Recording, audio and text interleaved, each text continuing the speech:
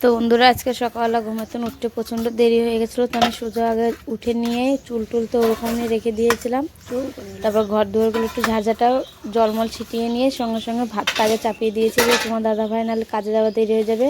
তারপর তোমার দাদাভাই কাজে চলে যাওয়ার পরে তো আমি বাসন কাসন সব ধীরে ধীরে আরামসে কাজগুলো সেরে নেবো। তারপর হাত মুখ ধুয়ে লাস্টে হলো মাথা ব্যথা এচড়ে নিয়ে ফির বিয়ে নিয়ে বসে পড়বো।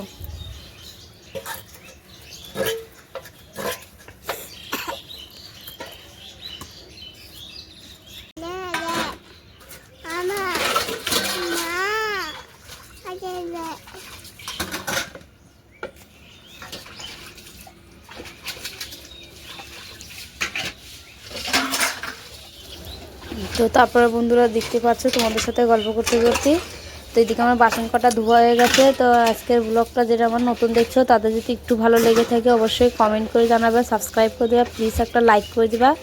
আর আমার পুরাতন বন্ধুদের অনেক অনেক ধন্যবাদ সঙ্গে থাকার জন্য এতদিন।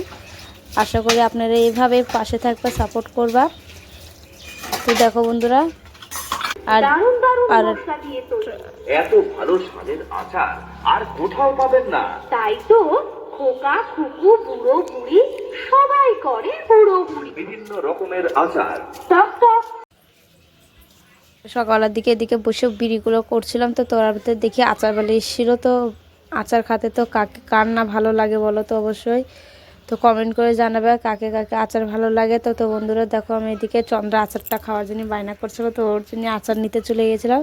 তো এতে ছোটো মানুষ যে অন্য কোনো আচার খেতে পারে না, কুলের আচার তো একটু খেতে পারবে না, মানে বিচিটা যেহেতু গিলে নেয় সেজন্য আমি ওকে চালতার আচার রেখে দিয়েছিলাম। চালতার আচারটা খেয়েছিলো। তারপরে এদিকে আর বন্ধুরা সত্যি কথা বলছি আমার একটু আচার টাচার ভালো লাগে না, তো আমি তো অতটা আচার খেতে পছন্দই করি না। তো চন্দ্রা যিনি কিনে দিয়েছিলাম, চন্দ্রা খাচ্ছিলো আর ঘুরছিলো, তো আমি সে বসে বসে বিড়ি কটা মুঠা করে নিচ্ছিলাম। তো আমার বিড়িটা মুন্সির ওখানে বিড়িটা দিয়ে সোজা চলে এসেছি রান্নাঘরে রান্নার জন্য। তো প্রচণ্ড বেলা হয়ে গেছে। তো আমি বিছনাটা ভালো করে আগে ঘরটার ভালো করে গুছিয়ে সব কাজ কামগুলো সেরে নেবো। তারপরে চান দান করে সোজা চলে যাবো রান্নার বাড়ি, রান্নার ওখানে। তো বন্ধুরা দেখো প্রথম কাজ আমার বিছনাটা গুছানো। সকালে একটু জলদি জলদি বিড়িটা বাঁধার জন্য একটু বিছনাটা গুছাতে পারি না, তো যেরকম পারি সেরকম করে রেখে দিই সাইডে করে। তো তারপর ধীরে সুস্থে পরে করে দিই। জানো তো বন্ধু পাতাকপি এত বড় একটা পেয়েছিলাম, আর কি বলবো, মানে লাইভে দেখিনি এত বড় পাতাকপি। তো আমি এতটা বড় ছিল যে আমি কাটতে পারলাম না, না পরে আমি এরকম করে ফাটিয়ে দিলাম, যে মানে বটি দেয় লাগছিলই না, প্রচণ্ড বড়। তাই বলি এখন করে পাতাকপি মানে আমি এতটা ভারী যে চাপতেই পারছিলাম না। দেখতেই পারছো আমার রিয়াকশনটা। পাতাকপিটা কাটা হয়ে গেলে সোজা চলে যাব রান্নার ঘরে। ভাতটা চাপিয়ে দিয়েছিলাম, তো ওদিকে রান্নাঘরে তো আমি এতটা তো করবো না, তো অর্ধেক রেখে দিয়েছি। তো আর এই কটা রেখে নিয়ে নিলাম। তারপরে যে বেগুনটা ভাজার জন্য বেগুনটা বানিয়ে নিয়েছিলাম, আর এই যে পাতাকপিটা বানানো আছে। তো আমি কাঁচা লঙ্কাটা ভাড়ার কথা ভুলে গিয়েছিলাম, তো কাঁচা লঙ্কাটা চেড়ে নেবো এখন। তো বেগুনটা দেখো বন্ধুরা বেগুনটা ভেজে নিচ্ছি। তো এদিকে বন্ধুরা আমি ডালটা একটু ভিজিয়ে রেখে দিয়েছিলাম সকালবেলা। তো চন্দ্রা বড়া খাওয়ার জন্য বায়না করছিলো, তো ওর জন্য রেখে দিয়েছিলাম। তো এদিকে বন্ধু আমার ডাল বি হয়ে গেছে, তারপরে বড়াটা আর বেগুনটা সবই ভাজা ভুজা হয়ে গেছে। তারপরে এদিকে পাতাকপিটা হচ্ছে আখার পর আছে। আর এদিকে ডালটা দেখো বন্ধুরা ডালটা আমাদের বাড়িতে ডাল অতটা কেউ পছন্দ করে না, তাও অল্পটুকু বানিয়েছি, যে এর কারণে যে শুকনো শুকনো ভাত আর খাওয়া যাবে না। তারপর এদিকে রান্নাবাড়ি কমপ্লিট হয়ে যাওয়ার পর সোজা চলে গেলাম ঘরটা ঝাড় দিতে। জানোই তো বন্ধুরা সবাই ছেলে পেলে বাড়ি ঘর কতটা প্রচণ্ড নোংরা করে, নোংরা করে ভালো লাগে না। তো কি করা যাবে, তো যতক্ষণ ছেলেপেলেরা বড় না হবে ততক্ষণ তো এরকমই ইউরোপে একবার এর আগে একবার রান্না চাপানোর আগে একবার ঝাড় দিয়ে নিয়েছিলাম। তারপর দেখো এইটুকার সময়ের ভিতরে আবার যেরকম নোংরা সেরকম করে নিয়েছে। তো আমি এর আগে একদিন হেয়ার বেল কিনে নিয়েছিলাম, ওটা তো চন্দ্রা দেখো ফাটাহালা দিয়েছে। তো আর কী করবো, আবার যখন বাজারে ওদিকে যাই আবার একটা দুটো নিয়ে চলে আসবো। তো এদিকে আমার ঘরটা ঝাড় দিয়ে হয়েছে, তারপর সোজা চলে এসেছি বারান্দায়। তো বন্ধুরা দেখতে পাচ্ছ এদিকে আর একটা গ্যাস চুলোগুলো। তো আমার যা এসছে, তো তোমাদের সঙ্গে দেখা করা হবে একদিন আমার যাকে ব্লগে। তো আমার যা এখন এখানেই থাকতে, তো সেই জন্য ওরবি রান্নাবাড়ির জোগাড়টা এটা বারান্দায় করে দিয়েছে। তো ওখানে রান্নাবাড়ি করে, আর আমি এদিকে আমার সিঁড়ি ঘরের নিচে রান্নাবাড়ি করি।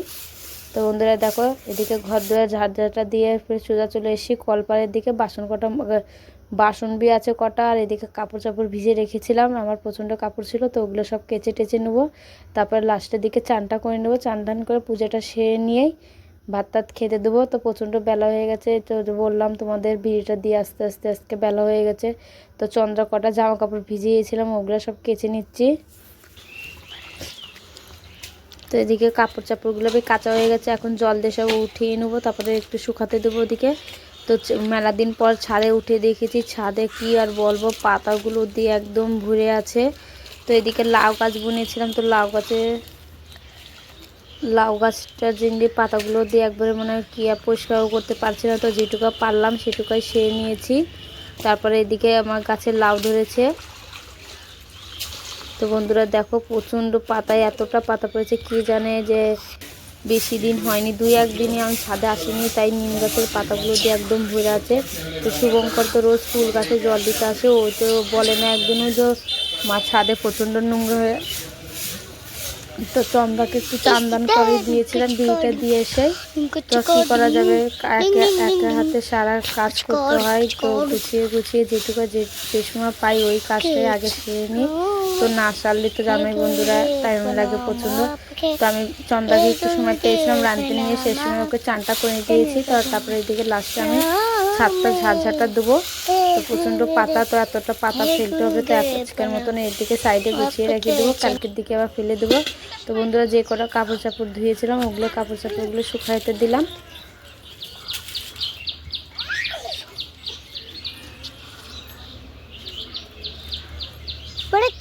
লাউ গাছ